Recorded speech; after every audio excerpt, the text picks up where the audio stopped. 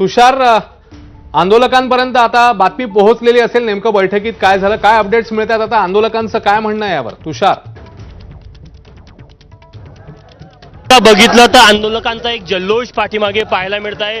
या संपूर्ण आंदोलनाचं यश त्यांना आज या बैठकीच्या नंतर त्यांना अनुभवता येत आहे। त्यांचं असं म्हणणं आहे की आंदोलन केलं, राज्य सरकारकडे दबाव निर्माण झाला, शेवटी राज्य सरकारला आंदोलनापुढे झुकावं लागलं आणि 30 जूनची ही जी तारीख दिलेली आहे त्यावर ते समाधानी आहे। काही आंदोलकांमध्ये त्यांना विचारूया, 30 जूनची तारीख दिलेली आहे, तुम्ही समाधानी आहात?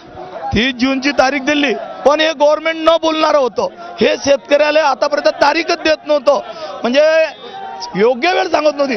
किमान बच्चूभाऊच्या आंदोलनानं शेतकरी नेत्यांनी जे मेहनत घेतली आणि शेतकरी एकत्रित झाल्यामुळं आता वेळ तय झालेला आहे, 30 जून दिलेला आहे। 30 जून अगोदर कर्जमाफी कशी होईल यासाठी बच्चूभाऊच्या नेतृत्वात जे काही आंदोलन ठरवलं जाईल किंवा त्यांना वेळ दिला जाईल, जे बच्चूभाऊ बोलत, महाराष्ट्रातले शेतकरी आम्ही सर्व बच्चूभाऊच्या बाजूनं आणि शेतकरी नेते तुम्ही समाधानी आहेत आजच्या बैठकीत जो तोडगा निघाला? तोडगा निघाला म्हणजे महत्वाची गोष्ट ही आहे की सरकार म्हणत होतं योग्य वेळ आल्यावर आम्ही निर्णय देऊ, पण आता योग्य वेळेची तारीख सरकारने जाहीर केलेली आहे।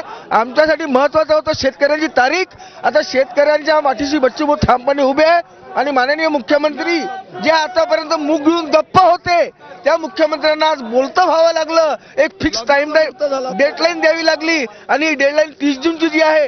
आणि बच्चूभाऊंनी एक खूप छान मुद्दा मांडला होता की सरसकट कर्जमाफी द्या, पण ज्यांना कर्जमाफीची आवश्यकता नाही त्यांचं वर्गीकरण करा। ही समिती निश्चितपणे चांगला अभ्यास करेल आणि ज्या ज्या शेतकऱ्यांना आवश्यक आहे त्या शेतकऱ्यांना कर्जमाफीचा लाभ मिळेल। और आंदोलनाचं यश आहे, आंदोलनाचं यश म्हणायचा आजचा निर्णय? हो, आंदोलनाचं यश आणि महत्वाचा विषय एक आहे की या सरकारला, या शासनाला बोलतं करणारे तर बैठकीमध्ये जो निर्णय झालाय त्याच्यानंतर या होत्या आंदोलकांच्या प्रतिक्रिया, आणि आता येणाऱ्या काळामध्ये नेमका बच्चू कडू आणि आंदोलक शेतकरी नेते जे ते नेमके काय पावलं टाकतात पाहणं महत्वाचं आहे।